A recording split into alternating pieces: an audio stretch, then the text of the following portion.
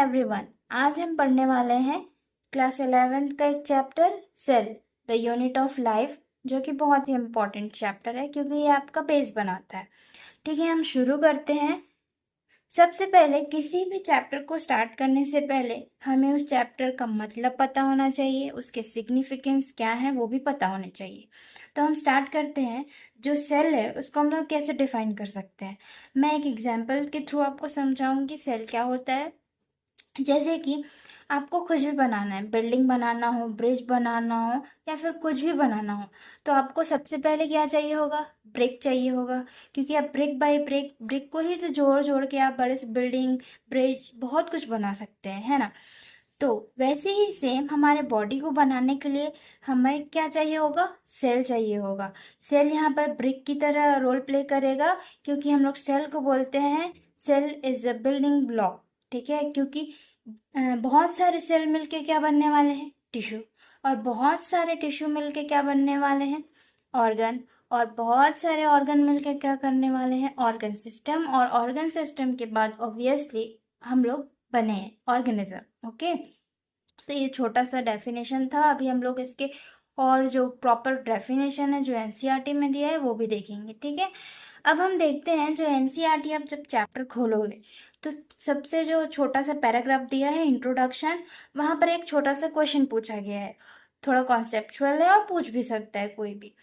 तो वहाँ बोला गया है कि आप नॉन लिविंग थिंग और लिविंग थिंग को कैसे डिफाइन कर पाओगे, मतलब पहचान कैसे पाओगे, डिफरेंस क्या है दोनों में। तो इसका सिंपल सा आंसर है कि जो सेल है वो लिविंग थिंग में तो मिलेगा, क्योंकि लिविंग थिंग का डिफाइनिंग प्रॉपर्टी ही सेल है। ओके, जबकि जो नॉन लिविंग थिंग है वहाँ सेल नहीं मिलेंगे आपको। तो ये सिंपल सा लॉजिक था कि जो लिविंग थिंग है उसमें क्या मिल जाएगा आपको? Cell.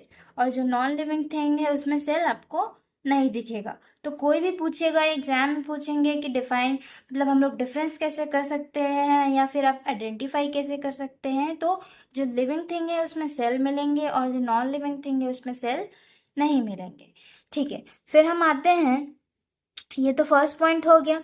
All organism are composed of cell. Okay, हमें पता है सारे के सारे ऑर्गेनिज्म क्या हैं? सेल से कंपोज्ड हैं। अब हम आते हैं type of organism on the basis of number of cell. अब नंबर ऑफ सेल के बेसिस पे कितने टाइप के ऑर्गेनिज्म हम लोग डिवाइड कर सकते हैं? सिंपल सी बात है, एक तो यूनिसेलुलर और एक मल्टीसेलुलर। हम लोग पढ़ते भी आए हैं, आप लोग पहले भी पढ़े होंगे। तो यूनिसेलुलर क्या है? सिंपल सी डेफिनेशन है इसकी, मेड अप ऑफ वन और अ सिंगल सेल। और जो मल्टी सेलुलर है, मल्टी का मतलब ही क्या होता है? मैनी। तो क्या है? Made up of many cell. अब हम एक क्वेश्चन लेते हैं, आखिर सेल है क्या? मैंने तो वो बोलचाल की भाषा में बता दी, डेफिनेशन वो अलग बात है, पर एक्चुअल मीनिंग क्या है सेल की? Cell is a fundamental, structural and functional unit of life. Okay, अब हम देखते हैं जो यूनिसेलुलर ऑर्गेनिज्म है ना, जो यूनिसेलुलर ऑर्गेनिज्म है वो किस किस चीज़ के लिए केपेबल है। जैसे कि हम लोग मल्टी सेलुलर है, हमारे में तो बहुत सारे सेल्स हैं, billions of trillions of cells हैं, हम लोग उससे मिल के बने हुए हैं। तो किसी भी जो हमारे एसेंशियल फंक्शंस है लाइफ के वो परफॉर्म करना इजी है। पर क्या एक यूनिसेलुलर ऑर्गेनिज्म ये सब कर सकता है? चलिए देखते हैं क्या ये कर सकता है कि नहीं, बुक में क्या लिखा है। ओके, तो हम लोग देखते हैं, जो यूनिसेलुलर ऑर्गेनिज्म है are capable of unicellular organisms are capable of independent existence performing the essential function of life। मतलब बुक में ये लिखा गया है कि जो यूनिसेलुलर ऑर्गेनिज्म है वो क्या होता है? केपेबल होता है इंडिपेंडेंट एग्जिस्टेंस के लिए, यानी कि वो एग्जिस्ट कर सकता है भले ही वो एक ही सेल क्यों ना हो, और वो परफॉर्म भी कर सकता है एसेंशियल फंक्शंस को। अब आप बोलोगे कि एसेंशियल फंक्शंस क्या होते हैं? एसेंशियल फंक्शंस मतलब कि वो फंक्शंस जैसे कि रेस्पिरेशन हो गया, ब्रीदिंग हो गया, रिप्रोडक्शन हो गया, डाइजेशन हो गया, और जितने भी प्रोसेस है मेटाबॉलिक एक्टिविटीज सबको हम लोग इंक्लूड करेंगे तो वो क्या हो जाएगा? एसेंशियल फंक्शंस में हो जाएगा, जो किसी भी ऑर्गेनिज्म को क्या जिंदा रखने के लिए ज़रूरी होते हैं। ओके, अब हम आगे देखते हैं जो इम्पोर्टेंट पॉइंट्स हैं। Anything less than a complete structure of a cell. Okay, कुछ भी चीज जो सेल से छोटा है या फिर सेल के मुकाबले भी नहीं है, मतलब सेल से छोटा ही मान सकते हैं, या फिर इनकम्प्लीट है, ठीक है, तो वो क्या होगा, वो इंडिपेंडेंट क्या कर सकते हैं, वो इंडिपेंडेंट मतलब कि इंडिपेंडेंट वो जिंदा रह ही नहीं सकता, क्योंकि हम लोग अभी अभी पढ़े हैं जो सेल है वो सबसे छोटा क्या बोल सकते हैं, लिविंग, मतलब सेल ही क्या कर सकता है, सारे फंक्शंस को परफॉर्म कर सकते हैं, सिंगल सेल। ओके, यूनिसेलुलर में अभी अभी देखें, पर अगर सेल से भी छोटा चीज कुछ है तो वो क्या कर सकता है, वो इंडिपेंडेंट लिविंग, मतलब वो अकेले एग्जिस्ट नहीं कर सकता, ठीक है। यानी कि किसी भी चीज को एग्जिस्ट होना है तो उसको एटलीस्ट तो सेल होना ही पड़ेगा, सेल से कम नहीं। यहाँ पर वही पॉइंट लिखा हुआ है जो कि इम्पोर्टेंट पॉइंट है। अब हम आते हैं इम्पोर्टेंट साइंटिस्ट पे, ठीक है। तो फर्स्ट लिविंग सेल है उसको किसने डिफाइन किया था और डिस्कवरी किसने करी थी, तो एंटोन वॉन लेवेनहुक ने किया था लिविंग का। ओके, याद रखना। डेड का मैं बता दे रही हूँ, बुक में तो नहीं दिया हुआ है, पर आप कभी ना कभी तो पढ़े ही होंगे या फिर सुने ही होंगे। जो रॉबर्ट हुक हैं वो क्या किए थे, डेड सेल को डिस्कवर किए थे, ठीक है। अब हम आते हैं आगे। जो देखो, अब रॉबर्ट में आप कंफ्यूज मत होना, क्यों, क्योंकि रॉबर्ट हुक हो गए और एक और आ गए रॉबर्ट ब्राउन, जो कि दोनों ही बहुत ज्यादा इंपॉर्टेंट है। रॉबर्ट ब्राउन जो है ना, जो रॉबर्ट ब्राउन है वो न्यूक्लियस की डिस्कवरी करे थे, ठीक है। और जो रॉबर्ट हुक हैं वो डेड सेल की डिस्कवरी करे थे। मैं आपको एक ट्रिक बताती हूँ, मैं अपने हिसाब से, जैसे कि मैंने कैसे याद किया था। जो रॉबर्ट का हुक है ना, एच, एच से मैंने कुछ हिस्ट्री याद कर ली थी। हिस्ट्री मतलब समथिंग जो पुरानी हो, और हमें पता है कि सबसे पहले तो डेड सेल ही डिस्कवर हुआ होगा, किसी ने डेड सेल को भी देखा होगा तब उसे पता चला होगा कुछ लिविंग होगा ऐसा। तो मैं वही एच से हिस्ट्री से याद कर ली थी, और मैं सोचती थी ऐसा कुछ दिमाग में, और मेरे को याद आ जाता था कि जो डेड सेल है वो रॉबर्ट हुक ने करी थी, रॉबर्ट ब्राउन ने नहीं। क्यों मैं इतना वो कर रही हूँ, आपको लग रहा होगा कि तो बहुत इजी है, आप फालतू का वो कर रहे हो, नहीं। बट जब यही एमसीक्यूज में आता है ना तो थोड़ा कंफ्यूजिंग लगता है, रॉबर्ट हुक था या रॉबर्ट ब्राउन था, न्यूक्लियस, डेड सेल, तो इसीलिए आप, बाकी आपको तरीका पता हो तो आप याद कर सकते हैं। अब हम आते हैं चैप्टर की जान, और जो बहुत इंपॉर्टेंट है, इतने बार क्वेश्चन पूछा गया है यहाँ से, जबकि ये छोटा सा ही टॉपिक है, ठीक है। हम आते हैं अब सेल थ्योरी पे।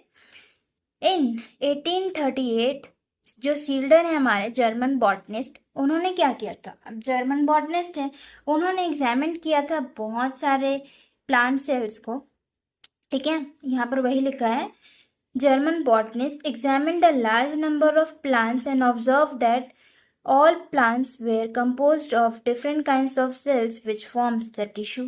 अभी अभी मैंने इंट्रोडक्शन पे ही बताया था, जो सेल्स हैं मिलकर टिश्यू बनाते हैं, ऐसा वगैरह वगैरह, वही यहाँ पर भी लिखा हुआ है। उन्होंने बहुत सारे क्या किए, एग्जामिन किए बहुत सारे प्लांट सेल्स को, ऑब्वियसली बॉटनिस्ट है तो प्लांट सेल को ही देखेंगे यार, ठीक है। तो इसी टाइम पे ही ना, 1838 जो है, इसी के टाइम पे 1839 पे अब एक और आ गए।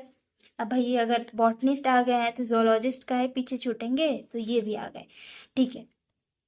अबाउट द सेम टाइम जो सेजवान है 1839 पे, अ ब्रिटिश जूलॉजिस्ट, ये बोले मैं कहाँ पीछे हट रहा हूँ भाई, मैं भी आ रहा हूँ, कुछ बोलूंगा मैं भी।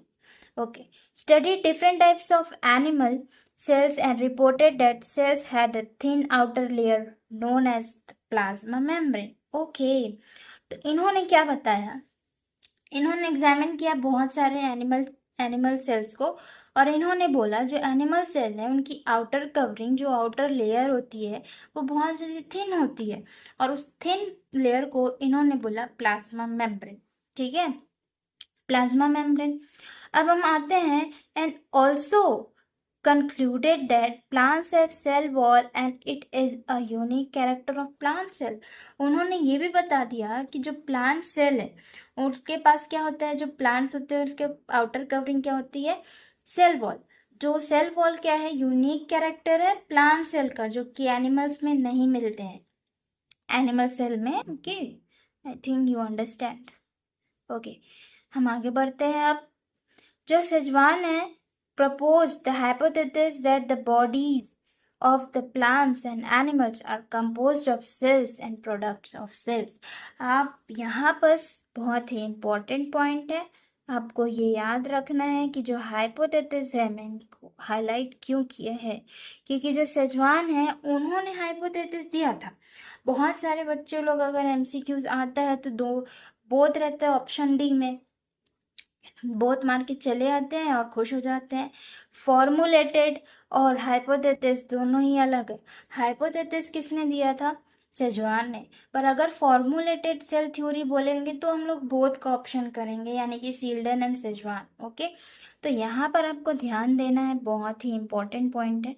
अब हम आते हैं यहाँ पर, Schleiden and Schwann together formulated the cell theory. देखो यहाँ पर क्या लिखा है, formulated the cell theory.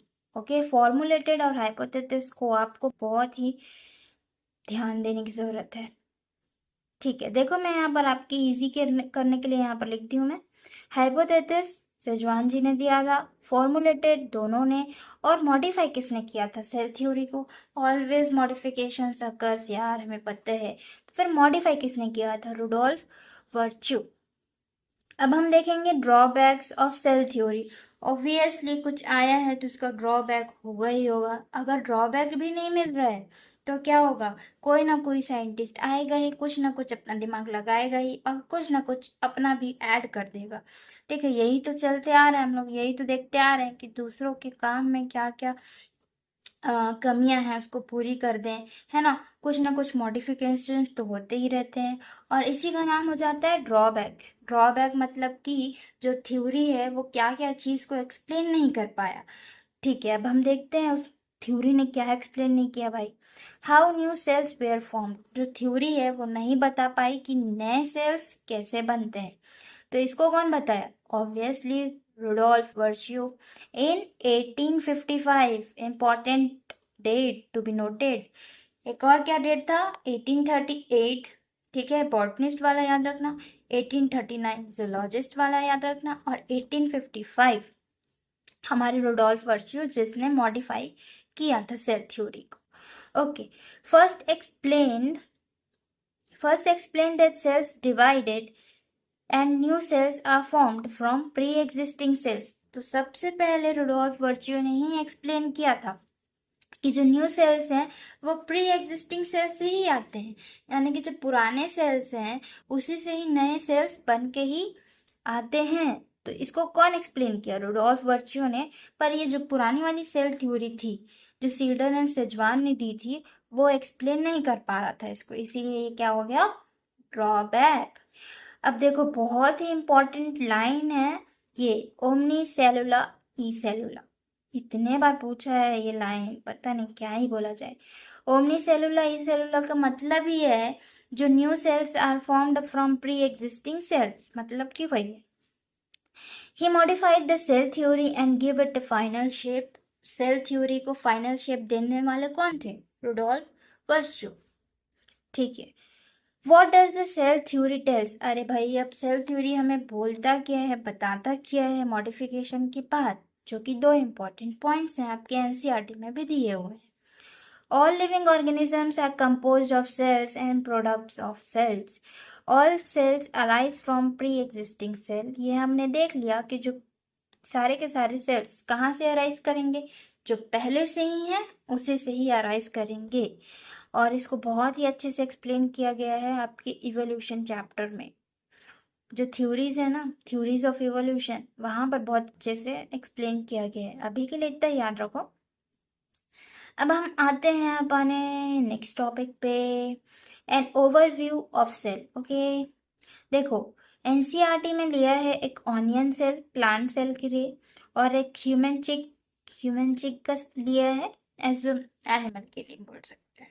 Okay, onion cell जो कि है प्लांट सेल, सबको पता है भाई। इसके पास क्या होगा? Cell wall. अभी अभी बताए हैं जी हमारे साइंटिस्ट लोग, प्लांट में सेल वॉल होते हैं। सेल वॉल के ही अंदर क्या मिलेगा आपको? Plasma membrane. प्लाज्मा मेम्ब्रेन दोनों में ही प्रेजेंट है, पर सेल वॉल सिर्फ और सिर्फ प्लांट्स में प्रेजेंट होता है। अब देखिए ह्यूमन चिक के बारे में बताएं। डिलिमिटिंग स्ट्रक्चर ऑफ द सेल किसको बोला गया है? प्लाज्मा मेम्ब्रेन को। डिलिमिटिंग मतलब कि ओवरऑल जो स्ट्रक्चर है, मतलब जो किनारा है उसका, वो क्या है? प्लाज्मा मेम्ब्रेन है। ठीक है। डेंस मेम्ब्रेन बाउंड स्ट्रक्चर, अगर आपको ऐसा मतलब पूछ दे, है ना, सिंपल ऐसा स्टेटमेंट लिख देगा डेंस मेम्ब्रेन बाउंड स्ट्रक्चर, तो ये किसकी बात कर रहा है आपको बताना पड़ेगा। तो ये किसकी बात कर रहे हैं? हमारे न्यूक्लियस की। ओके। न्यूक्लियस क्या है? ऐसे दिखेगा आपको, डेंसली दिखेगा। ठीक है। ऐसे पूरा सेल है ना, तो ये आपको थोड़ा डेंस दिखेगा अगर माइक्रोस्कोप में देखोगे तो। ठीक है। तो इसको हम लोग क्या बोल देंगे? ये भाई हमारा न्यूक्लियस है करके। ठीक है। बस इसमें इतना ही दिया है। हाँ, और जो क्या बोल सकते हैं, न्यूक्लियस, हाँ देखो, सेल लो, है ना, ये हो गया हमारा सेल, प्लाज्मा मेम्ब्रेन हो गया। ठीक है। इसके अंदर होगा, आपको मिल जाएगा एक न्यूक्लियस जो कि डेंस है। अब इस न्यूक्लियस के अंदर आपको मिलेगा क्रोमोसोम, है ना। अब क्रोमोसोम के अंदर मिलेगा आपको genetic material, DNA, RNA, protein, मतलब हाँ लिपिड भी थोड़ा बहुत। तो यही सब आपको वहाँ पर मिलेगा, ये बताया है। अब हम आ जाते हैं हमारे यूकेरियोटिक सेल पे। Eukaryotic cell, cells that have membrane bound nuclei are called the eukaryotic cell। तो यूकेरियोटिक सेल वो होते हैं जिसमें कि मेम्ब्रेन बाउंड न्यूक्लियाई मिले, उसको हम लोग बोलेंगे यूकेरियोटिक। और सिंपल सी जिसमें मेम्ब्रेन बाउंड न्यूक्लियस ना मिले उसको हम लोग बोलेंगे प्रोकैरियोटिक सेल। ठीक है। cells that do not have membrane bound nuclei are called prokaryotic cell। What is common in both? अब हम लोग डिफरेंस तो देख लिए कि अगर मेम्ब्रेन बाउंड है तो फिर वो क्या हो गया? यूकेरियोटिक। अगर मेम्ब्रेन बाउंड नहीं है तो वो क्या? प्रोकैरियोटिक। पर सिमिलैरिटी क्या है भाई? थोड़ा बहुत तो सिमिलैरिटी होना चाहिए। हर कोई डिफरेंस की बात करेगा तो सिमिलैरिटी की बात कौन करेगा? ऑब्वियसली सिमिलैरिटी है साइटोप्लाज्म, क्योंकि बिना साइटोप्लाज्म के सेल कैसे लाइव करेगा भाई? क्योंकि सारा का सारा जितने भी केमिकल रिएक्शन है सब के सब कहाँ होते हैं? साइटोप्लाज्म में। सॉरी, सारे के सारे कहाँ होते हैं? साइटोप्लाज्म में ही होते हैं। ठीक है। अब देखते हैं इसमें लिखा क्या है मैंने। A semi-fluid matrix called the cytoplasma occupy the volume of the cell। देखा, साइटोप्लाज्म में ही क्या है? कॉमन है। Cytoplasm is the main arena of cellular activities in both plants and animal, दोनों में ही होते हैं। Various chemical reactions occurs in it to keep the cell in living state. बहुत ज़्यादा ज़रूरी है, किसी भी चीज़ को लिविंग रखना है तो साइटोप्लाज्म में तो होना चाहिए, क्योंकि सारे के सारे एक्टिविटीज़ हैं वो साइटोप्लाज्म में ही हो रहे हैं, chemical activities. Beside the nucleus, the eukaryotic cells have other membrane-bound structures called the organelles। ठीक है। ये छोटा सा डेफिनेशन है। अब देखते हैं कितने सारे ऑर्गेनल्स हैं। आपको पता ही होगा भाई, पर फिर भी मैं बता देती हूँ। हमारे ऑर्गेनल्स हैं ER, obviously endoplasmic reticulum, Golgi body, lysosome, mitochondria, microbodies, vacuoles। Prokaryotic cells lack above organelles और membrane bound organelles। Prokaryotic cells में membrane bound organelles नहीं होते हैं। पर मैंने राइबोसोम को वहाँ नहीं लिखा पर यहाँ लिखा, क्योंकि राइबोसोम है सबसे अतरंगी, कोई ना कोई ऐसा तो होता ही है जो अतरंगी होता है। तो यहाँ है राइबोसोम, जो कि क्या बोल सकते हैं, दल बदलू है, कभी यहाँ कभी वहाँ, कहीं भी मिल सकता है, बोल सकते हैं। प्रोकैरियोटिक में भी मिलेगा आपको, यूकैरियोटिक में भी मिलेगा आपको, एक ऑर्गेनल के अंदर भी मिलेगा ये आपको, उसके बॉडी के मतलब सरफेस पे भी मिलेगा, ऐसा भी है। तो राइबोसोम तो है बहुत ही नोटोरियस, परेशान करके रख देता है भाई जेनेटिक्स में, मॉलिकुलर जेनेटिक्स में राइबोसोम। ठीक है, अभी के लिए इसी को पढ़ो। Ribosomes are non-membrane। Ribosomes are non-membrane bound organelles found in all cells, both eukaryotic as well as prokaryotic। दोनों ही सेल में मिलते हैं राइबोसोम। अब देखो, within the cells ribosomes are found not only in the cytoplasm, cytoplasm में ही तो नहीं, मतलब राइबोसोम्स जो है वो साइटोप्लाज्म को छोड़ के भी अदर ऑर्गेनल्स के अंदर भी मिलते हैं, जैसे और माइटोकॉन्ड्रिया और ईआर के, रफ ईआर के सरफेस पे भी आपको मिल जाएंगे राइबोसोम। तो याद रखना इस लाइन को, इम्पोर्टेंट है भाई। मैंने वही लिखा है, आप पढ़ लेना। Animal cells contain another non-membrane bound organelles called the centrosome which help in cell division. Cell division में help करते हैं कौन? सेंट्रोसोम्स, जो कि एनिमल सेल में मिलेंगे पर आपको प्लांट में नहीं। नॉन मेम्ब्रेन बाउंड ऑर्गेनल्स क्या क्या हैं? एक है राइबोसोम, ठीक है, राइबोसोम तो सबको पता है, ribosome. Centrosome only in animals, plants में नहीं होते हैं, क्योंकि जब हम लोग सेल साइकिल सेल डिवीजन पढ़ेंगे तो पता चलेगा दोनों में जो डिवीजन का प्रोसेस है वो अलग अलग है, दूसरा होता है। इसीलिए जो सेंट्रोसोम्स है वो किस में होते हैं? एनिमल्स में, प्लांट्स में नहीं। और इंक्लूजन्स बॉडीज ये आपको मिल जाएंगे प्रोकैरियोटिक में, ठीक है, inclusion bodies. Membrane bound organelles क्या क्या हैं आपको याद होगा, और ये बहुत इंपॉर्टेंट है ना, क्योंकि कई बार ना क्या होता है, बहुत सारे ऐसे सबके नाम दे देंगे ऑर्गेनल्स के और बोल देंगे इसमें से कितने जो है नॉन मेम्ब्रेन बाउंड ऑर्गेनल हैं, कितने मेम्ब्रेन बाउंड ऑर्गेनल हैं, और वहाँ पर ऑप्शन दिया होगा 2 3 4 5, बहुत ही कंफ्यूजिंग लगता है उस टाइम पे। इसीलिए आप अच्छे से याद रख लो, क्योंकि हर कोई को याद होता है कि जो राइबोसोम है नॉन मेम्ब्रेन है, पर सेंट्रोसोम बहुत लोग भूल जाते हैं, और उसी के साथ क्या है, एग्जामिनर जो है वो खेल जाता है भाई। और कुछ लोग को ये भी लगता है कि जो माइक्रो बॉडीज है वो नॉन मेम्ब्रेन बाउंड है। नहीं भाई, एनसीईआरटी की जब आप चैप्टर खोलोगे सेल और एकदम लास्ट पेज पे जाओगे, उसके एकदम लास्ट पे माइक्रो बॉडी करके एकदम छोटा सा ही टॉपिक दिया हुआ है, वहाँ साफ साफ लिखा है कि जो माइक्रो बॉडीज हैं वो मेम्ब्रेन बाउंड ऑर्गेनेल हैं। जो माइक्रो बॉडीज और इंक्लूजन बॉडीज दोनों में फ़र्क है भाई। इंक्लूजन बॉडीज किस में मिलेंगे? प्रोकैरियोटिक में। अब प्रोकैरियोटिक ही क्यों है? क्योंकि मेम्ब्रेन बाउंड उसमें होता ही नहीं है। तो जो इंक्लूजन बॉडीज है वो नॉन मेम्ब्रेन है, और जो माइक्रो बॉडीज है वो मेम्ब्रेन है। तो इसको याद रखना, इम्पॉर्टेंट है। Cell differ greatly in size, shape and activities. हर जैसे कि हर इंसान किसी न किसी चीज़ के लिए डिफरेंट होता है, कोई मोटा, कोई पतला, कोई जैसा भी, वैसे ही सेल्स में भी डिफरेंट होते हैं, साइज में भी, शेप में भी और एक्टिविटी में भी। अब देखते हैं हम लोग, जो स्मॉलेस्ट सेल है वो क्या है? माइकोप्लाज्मा।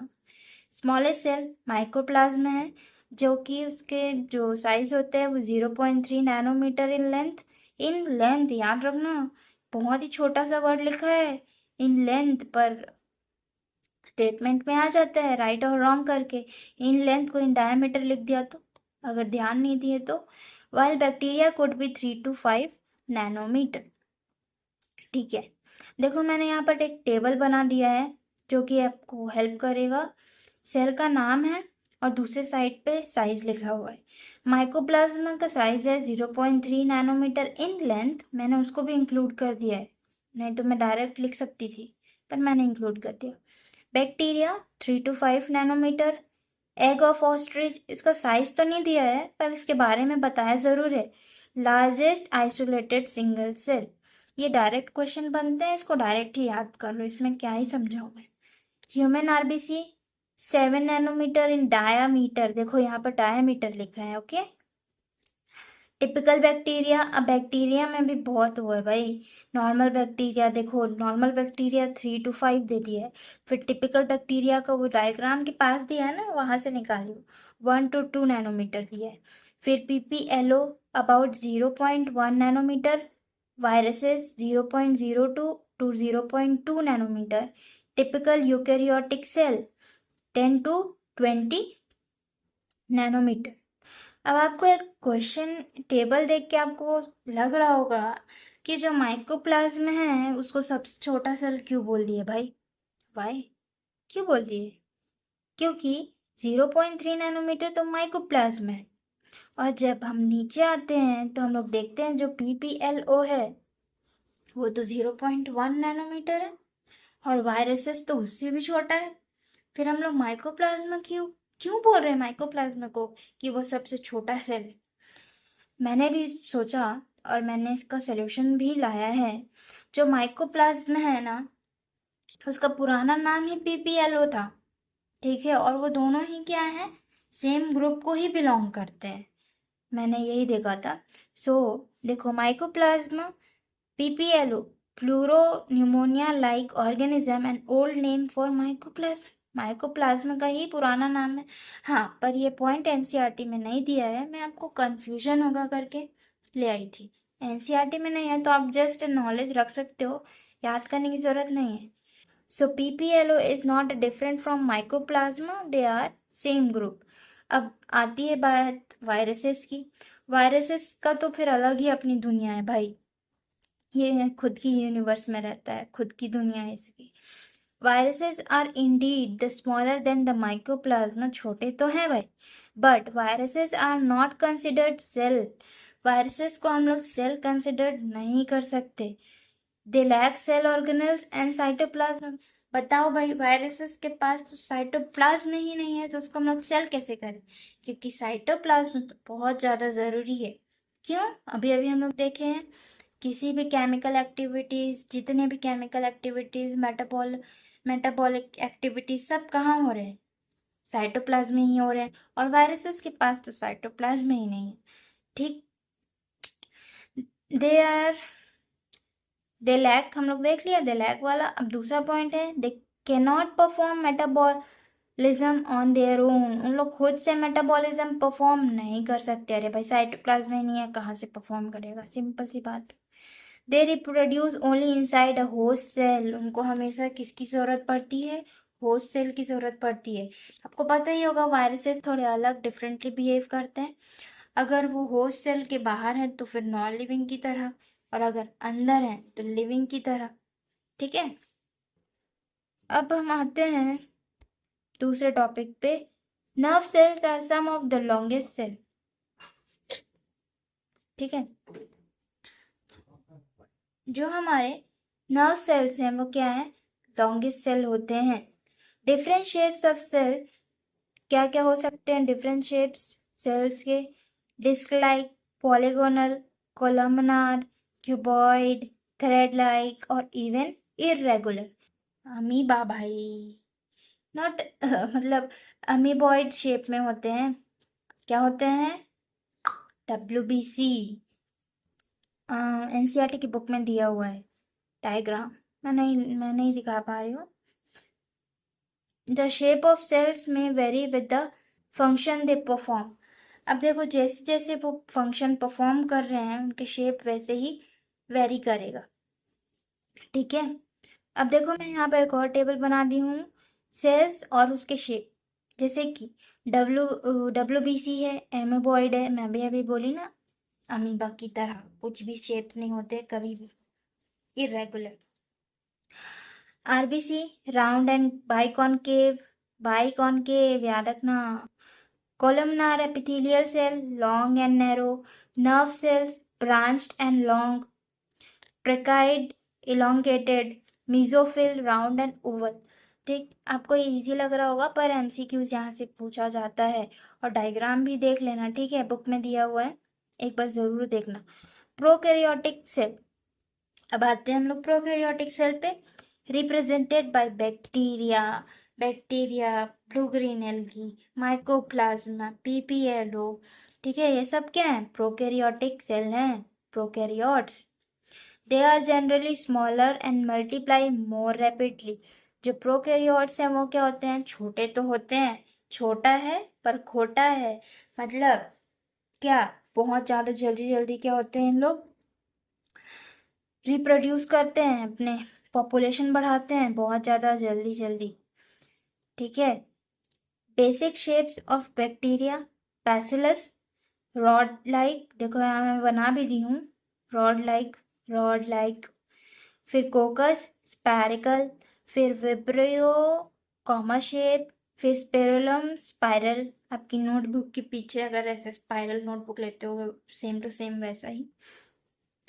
अब हम देखते हैं, all prokaryotes have cell wall surrounding the cell membrane except the mycoplasma. जितने भी प्रोकैरियोट्स हैं सबके पास क्या है, सेल वॉल है, except mycoplasma. The fluid matrix filling the cell is the cytoplasm, already बोल चुकी हूँ। There is no well defined nucleus, prokaryotes में वेल डिफाइंड न्यूक्लियस नहीं होता। The genetic material is naked, not enveloped by a nuclear membrane. Genomic DNA, अब देखो दो type के डीएनए होते हैं, एक जीनोमिक डीएनए जो उसके नॉर्मल डीएनए, ठीक है, जो कि क्या कैसे होता है, single chromosome circular DNA. Many bacteria have small circular DNA outside the genomic DNA. These smaller DNA are called the plasmid. ठीक है, जो बहुत ही इंपॉर्टेंट रोल प्ले करते हैं किसी भी बैक्टीरिया के लिए, जो प्लाज्मिड होते हैं, जो नॉर्मल डीएनए के बाद भी एक और जेनेटिक मटेरियल होते हैं। Confers certain unique phenotypic characters, ठीक है, कुछ फिनोटिपिक कैरेक्टर्स आप क्लास 12 में पढ़ लोगे इसको। लाइक रेजिस्टेंस टू एंटीबायोटिक्स, भाई रेजिस्टेंस दे रहा है इसको एंटीबायोटिक्स के लिए, ठीक है। तो आज के लिए इतना ही रखते हैं, फिर नेक्स्ट क्लास में बाकी भी डिस्कस करेंगे।